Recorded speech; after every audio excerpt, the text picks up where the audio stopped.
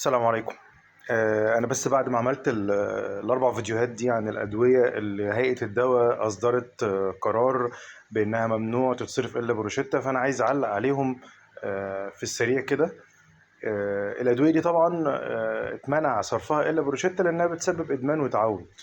يعني الناس بتبتدي تاخد جرعة علاجية عادية وفجأة يزودوا الجرعة فيخشوا في إدمان فما يقدروش يبطلوها، فبياخدوا جرعات كبيرة جدا لدرجة إن في ناس بياخدوا دواء النايت كالم ده مثلا ممكن ياخدوا يومين 4 علب.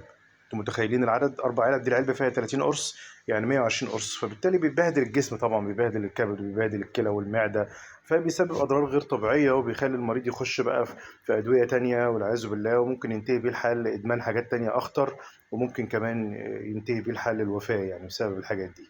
فبالتالي هيئة الدواء مشكورة تدخلت وقالت ممنوع صرف هذه الأدوية إلا بوصفة طبية. ولكن أنا ليا سؤال هنا موجه لهيئة الدواء.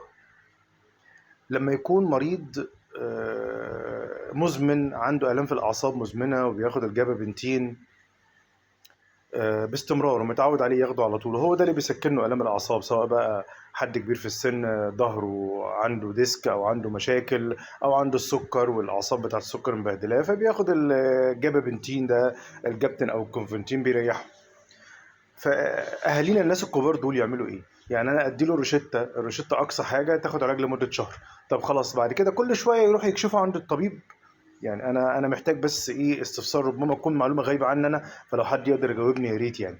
هل كل شهر محتاجين يروحوا يكشفوا عند طبيب ويدفعوا فلوس للطبيب علشان يكتب لهم الجابابنتين في روشته، ولا في حل تاني انا ربما اكون اجهله او معرفوش؟ لانه برضو الناس الكبار دول اهالينا، يعني والدي، والدتي، اخويا، اختي، خالتي، عمتي، عمي، خالي، الناس دي كلها حبايبنا وقرايبنا، فبالتالي دول ياخدوا العلاج ازاي؟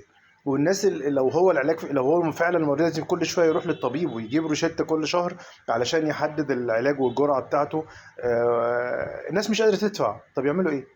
ناس مش تقدر تعمل الكلام ده، يعني الحل ايه؟